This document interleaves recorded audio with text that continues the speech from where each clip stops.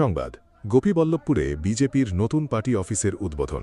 সাধারণ মানুষের সেবায় প্রতি সপ্তাহে বসবেন মন্ত্রী অমিয় কিস্কু। শুক্রবার বিকেলে নয়াগ্রাম বিধানসভার গোপীবল্লভপুর এলাকায় ভারতীয় জনতা পার্টির নতুন পার্টি অফিসের শুভ উদ্বোধন করা হল।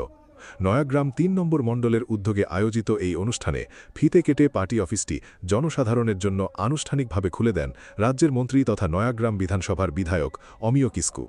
উদ্বোধনের পর বক্তব্য রাখতে গিয়ে মন্ত্রী অমিয় কিস্কু জানান, প্রতি সপ্তাহে শনিবার অথবা রবিবার যে কোনো একদিন তিনি এই পার্টি অফিসে উপস্থিত থেকে সাধারণ মানুষের অভাব অভিযোগ শুনবেন এবং তা দ্রুত সমাধানের উদ্যোগ নেবেন।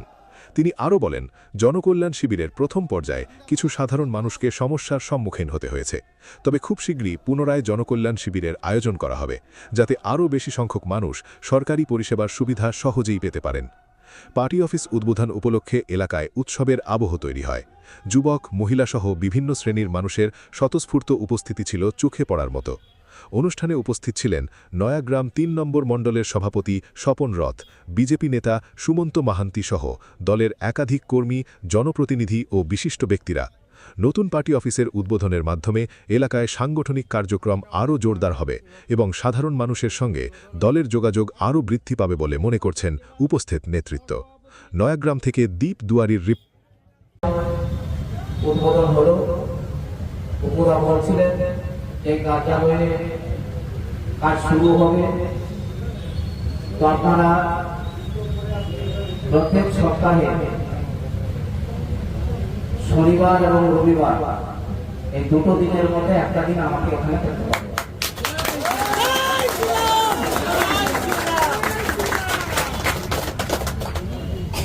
সোমবার থেকে শুক্রবার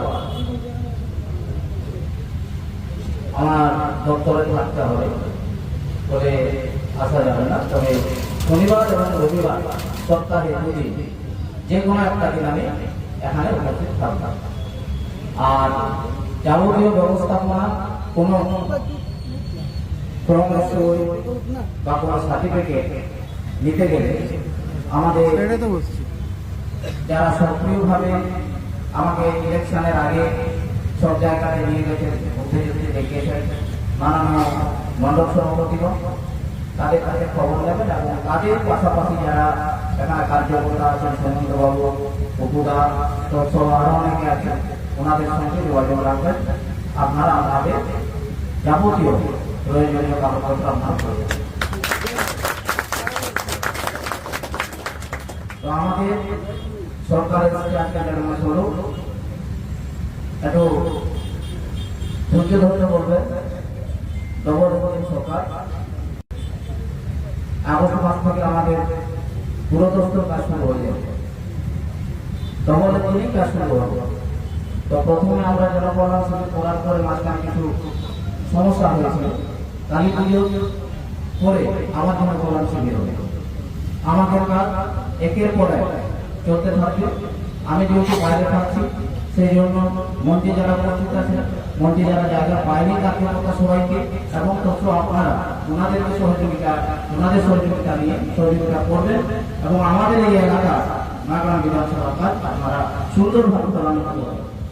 এই দায়িত্ব আপনাদের সবাইকে দিলাম, ওনাদের সঙ্গে করে নিয়ে আপনারা সবাই ভালো থাকবেন, সুস্থ থাকবেন, সুন্দর থাকবেন।